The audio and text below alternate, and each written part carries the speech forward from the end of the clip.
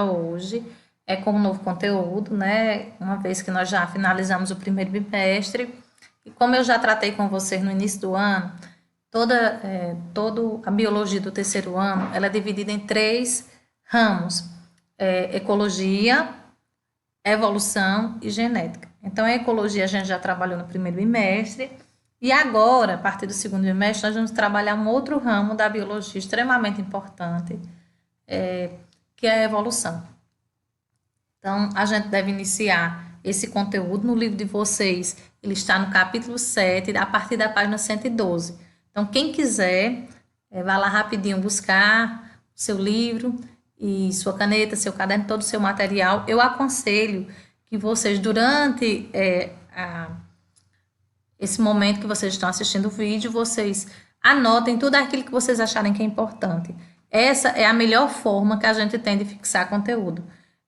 Uma vez que só escutando, o nosso cérebro não é capaz de fixar tão bem, memorizar tão bem todo o conteúdo. E quando eu escrevo aquilo que eu achei que era importante, eu ouvi e também escrevi, a fixação fica muito mais efetiva. Então, é o que eu aconselho a vocês.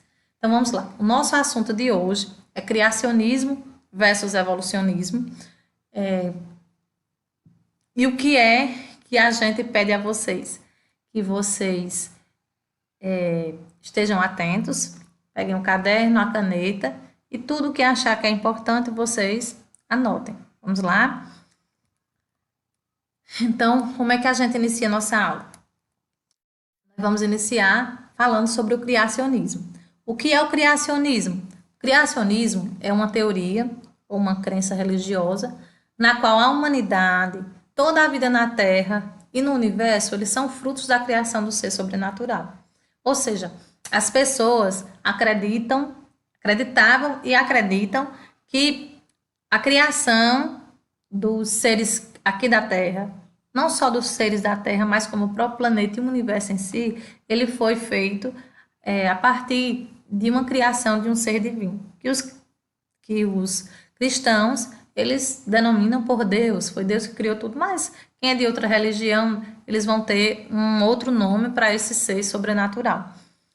Essa teoria do criacionismo, ela se estabeleceu na Idade Média e ela perdurou por muito tempo, até meados do século XIX, o início do século XIX, não se falava de outra teoria. Então, quando se alguém se questionava ou perguntava como surgiu o mundo, como as pessoas surgiram, a resposta era uma só. Foi Deus que criou, o outro ser sobrenatural criou todos e todas as coisas, certo? Além dessa teoria, existia uma outra corrente de pensamento agregada a essa teoria. O nome dessa corrente de pensamento é fixismo. E o que era que essa corrente dizia? Ela dizia que, sim, somos frutos de um ser sobrenatural, da criação de um ser sobrenatural, e esta criação, ainda, nós somos imutáveis, nós não mudamos. Assim como Deus nos fez, não há nada aqui na Terra que possa nos mudar. O ambiente não tem a capacidade de mudar os seres aqui na Terra.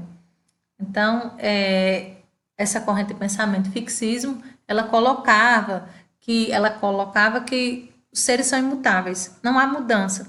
Nós somos exatamente como Deus nos fez. E o ambiente, ele não tem a capacidade, ou nós não somos capazes de nos adaptar ao ambiente e acabar modificando a espécie de acordo com o ambiente. Certo? É uma prova disso, essa imagem aqui que a gente tem, que mostrando a vocês o quê? Que era que o criacionismo colocava o fixismo, que exatamente como as borboletas, elas eram, então os seus filhos, seus descendentes também deveriam ser, exatamente porque são frutos da criação divina, e assim como são os pais, os filhos também deveriam ser, exatamente como seus pais. Só que aí, mais ou menos em 1800, um cidadão, por nome de Lamarck, na verdade, o nome completo dele é Jean-Baptiste Pierre Antoine de Monet, ele é francês, de Monet, né? Faltou o Tzinho aqui. Ele é francês, trabalhava no exército da França, Também ele era um estudioso, era um naturalista, ele já tinha estudado a flora francesa, já tinha feito livros sobre a flora francesa, e depois disso, o conde da França, assim, gostando muito do trabalho dele, deu a ele o título de Cavaleiro de Lamarck, por isso que ele introduziu em seu nome esse nome de Lamarck, que não pertence ao nome dele, mas a um título que ele recebeu, e ele também recebeu do conde francês a missão de estudar no museu, fazer estudos, e desses estudos que ele se dedicou foi sobre os moluscos, né? Ele começou a estudar os moluscos, e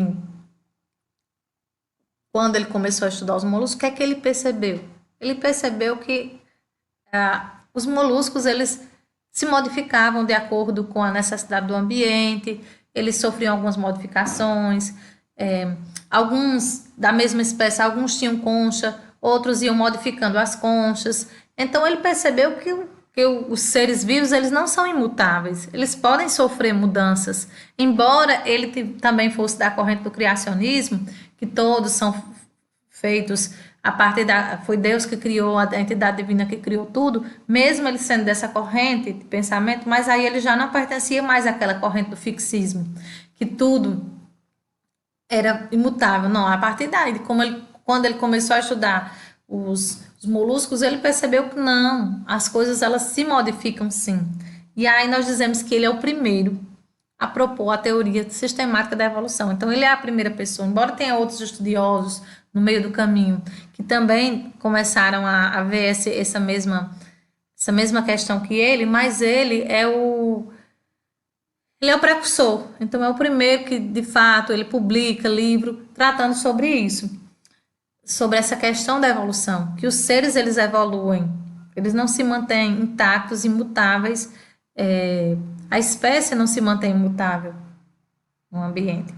Então, como eu já disse a vocês, em 1808 ele começou esses estudos com moluscos, e em 1909, um ano depois, ele publicou um livro chamado Filosofia Zoológica, e nesse livro de Filosofia Zoológica ele colocou algumas leis, alguns pontos que ele achou muito importante, que foram esses pontos que foram extremamente debatidos na sociedade da época.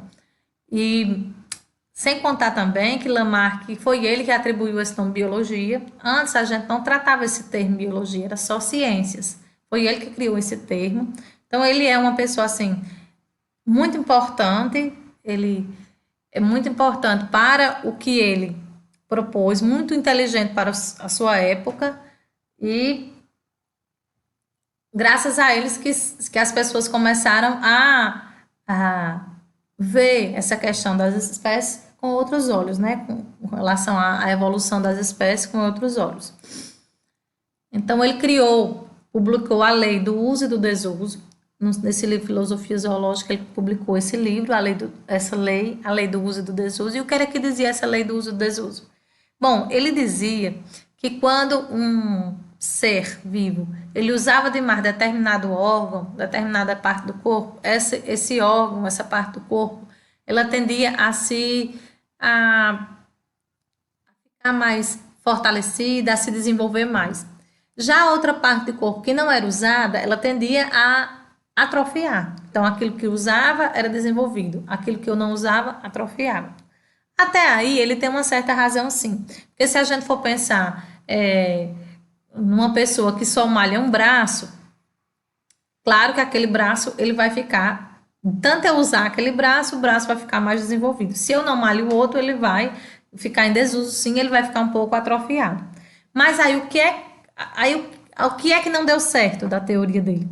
Foi que ele colocou, Lamarck, isso que eu adquiria, esse uso exagerado de determinada parte do meu corpo, se eu usasse demais, ele se desenvolvia, essa herança que eu adquiria passava para os meus descendentes. Então, era a herança dos caracteres adquiridos.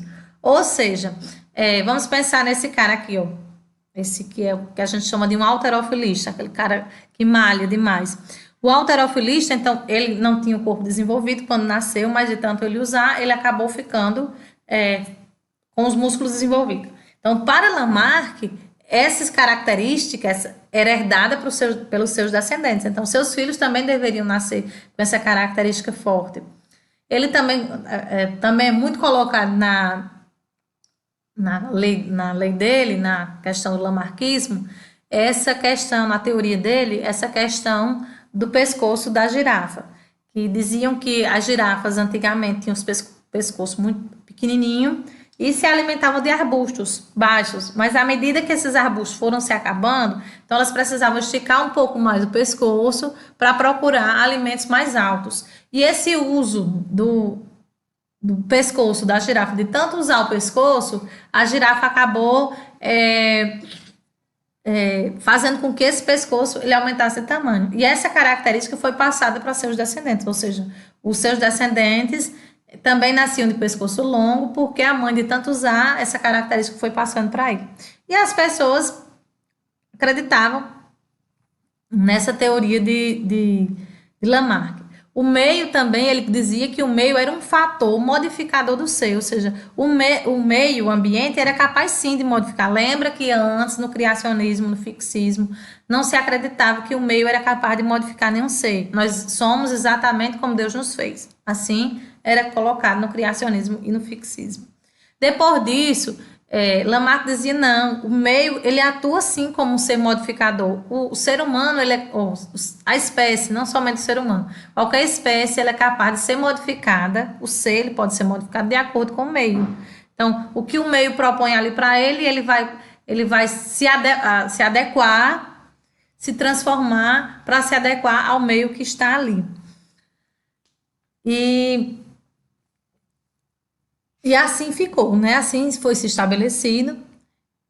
Ele também colocava que os seres eles tinham uma adaptação ativa. O que quer dizer adaptação ativa? Quer dizer que eles conseguem se adaptar ao meio. Eles conseguem, vamos pensar na situação das aves aquáticas, as aves que se alimentam de peixes. Então ele dizia que pela falta de alimento próximo ali do rio, do lago, eles precisaram entrar no lago. Então, para ficar melhor, para conseguir andar melhor, eles começaram, as pernas ficaram a se fortalecer e começaram a aumentar o tamanho das pernas. Então, o meio ali, a água ali, foi o fator modificador, que acabou modificando as pernas das aves aquáticas, o que torna isso uma adaptação ativa. Então, eles se adaptaram àquele meio, esticaram as pernas e essa característica passou para seus descendentes. Então, nisso a gente tem adaptação ativa, que eles conseguem se adaptar ao ambiente, à mudança do ambiente. O ambiente é o fator modificador que vai modificar o ser que lá está, e essas modificações são passadas para seus descendentes. Para isso, a gente chama essa teoria de lei do uso e do desuso, certo? Aquilo que é usado muito, ele é desenvolvido. Aquilo que não é usado é atrofiado. Um exemplo que também é colocado é a questão do apêndice, que nós temos no nosso intestino. Nós temos um pedacinho de nosso intestino que não é usado. Antigamente era usado porque nós nos alimentávamos mais de vegetais. Então, com o tempo, a gente deixou de usar tanto essa parte do intestino e ela ficou sem função. Então, algumas vezes ela inflama e dá o que a gente chama de apendicite, e ela não é usada. Então, como ela não é usada, então o que era que Lamarck dizia? Então, ela não foi usada, ela atrofiou, né? E aquilo que é usado, ele é desenvolvido. Outra coisa que Lamarck colocava é com relação à extinção das espécies. Ele não acreditava que as espécies, elas entravam em extinção. O que é que ele colocava? Ele achava que as espécies, elas se modificavam. Então, vamos pensar, ele estudando os moluscos, ele via que uma espécie de molusco, ela não estava mais ali presente no meio ali que ele estava estudando. Então, o que é que ele colocava? Não, ela não entrou em extinção. Ela modificou-se, se modificou com o ambiente e agora ela é essa nova, então não era uma nova espécie que tinha ali, ela tinha uma modificação, uma espécie que não estava mais ali para ele tinha se modificado e se tornado uma outra forma de uma outra, de um outro jeito, certo? Então ele não acreditava que as espécies poderiam entrar em extinção. E assim, essa teoria, ela ainda é válida hoje? Não, ela foi derrubada. Por que que ela foi derrubada? Ora, uma outra pessoa estudando, um outro cientista estudando essa questão da lei dos caracteres adquiridos, então ele cortou os rabinhos de camundongos, então ele perdeu os rabos, né, assim? Então, quando cruzou esses camundongos que não tinham rabos, então os filhotes dele não nasceram sem rabos, nasceram com rabos. Então, o que é que mostrava? Que as características que eu adquiro não são passadas para os meus descendentes. Então, o fato de eu ser um halterofilista estar bombado, isso não quer dizer que essa característica vai passar para meus filhos, para os meus descendentes. Por essa razão, e entre outros errinhos que ele cometeu nessa teoria dele de Lamarck, ela foi derrubada. Depois surgiu uma nova teoria que ainda hoje é válida, que é a de Darwin, que é a do darwinismo, mas não é matéria para a nossa aula de hoje. É para a próxima aula, certo? Agora nós vamos tentar ver se a gente compreendeu o conteúdo fixando o conhecimento, certo? Vamos lá? Primeira questão. Algumas tribos indígenas brasileiras acreditavam que os primeiros seres humanos haviam sido criados por entidades divinas a partir da massa do milho. Em que corrente de pensamento essas ideias podem ser classificadas? Então, minha gente, quando a gente fala de criação por entidade divina, então o que é que a gente já imagina? Esse textozinho está de acordo com qual corrente de pensamento? Será que ela está de acordo com o criacionismo ou com o lamarquismo? Então, há algumas palavras-chave que fazem a gente já ter a certeza da resposta. Entidade divina, criação por uma entidade divina, acreditavam, a crença. Então, tudo isso aí nos leva a crer e nos dá a certeza de que a corrente de pensamento que nos traz para essa questão é o criacionismo. Então, a resposta dessa primeira questão é criacionismo. Eu espero que vocês também tenham chegado a essa mesma resposta. Vamos para a segunda. O arcebispo irlandês James Ussher, com base em seus estudos bíblicos, calculou que Adão e Eva se originaram por obra divina em 4004 a.C. E corrente de pensamento melhor corresponderia à adotada pelo bispo. Qual seria a melhor corrente de pensamento que a gente trataria dessa questão aí? Então, exatamente como a primeira, nós temos aqui obra divina, Adão e Eva. Então, esses são palavras-chave que nos levam a ter a certeza de que a resposta dessa segunda questão também, a corrente de pensamento é o criacionismo, ok? Vamos para a terceira e última questão. Alguns acreditavam, então essa terceira questão são 2 tópicos e a gente vai se atentar a eles. O primeiro tópico diz: alguns acreditavam que o bico longo dos beija-flores surgiu da necessidade de elas alcançarem as glândulas produtoras de néctar no interior das flores tubulares. Já no item 2, alguns admitem que o bico alongado dos beija-flores surgiram porque um ser divino criou as aves com um bico mais longo e por isso tinham mais facilidade de obter alimento e maior chance de sobreviver e deixar descendentes. A interpretação 1 e 2 para a origem dos longos bicos de beija-flores podem ser creditadas a quais teorias, respectivamente? Então, o item 1. Alguns acreditavam que o bico longo dos beija-flores surgiram da necessidade de alcançarem glândulas produtoras de néctar no interior das flores tubulares. Então, o que é que está dizendo essa questão? Que as pessoas acreditavam que o bico do beija-flor ficou longo em razão deles precisarem alcançar o néctar lá das flores que tenha o tubo longo. Então, por ter o tubo longo, como é que ele fazia para adentrar lá no tubo? Então, ele precisava forçar mais o bico e com isso o bico ia crescendo. De tanto usar o bico ele foi se desenvolvendo. Para esse primeiro item, qual seria a corrente de pensamento aí, minha gente? Sem dúvida seria a do Lamarck, lamarquismo. Vamos para a segunda. Alguns admitem que os bicos alongados do beija-flor surgiram porque o ser divino, olha aqui, o ser divino criou as aves com bicos mais longos e por isso tinham mais facilidade de obter alimento e maior chance de sobreviver. Bom, essa daí também está na cara, né? Então, essa daí trata-se do criacionismo, é uma explicação para a criação, como foi que os beija-flores tiveram os bicos longos, né? Então, já foi, segundo essa teoria aí, Deus já criou eles com bicos longos, o que daria a ele a maior chance de sobreviver e deixar descendentes. Por isso, Deus criou dessa forma. Minha gente, a gente finaliza por aqui. Eu vou deixar também para vocês uma atividadezinha em PDF e vocês respondam ela. Para a próxima semana a gente dá continuidade a esse conteúdo, agora com darwinismo. Qualquer dúvida, eu me coloco à disposição de vocês. Podem me procurar no privado, no grupo, da forma que quiserem, eu estarei à disposição. Então, tenham um bom dia e nós ficamos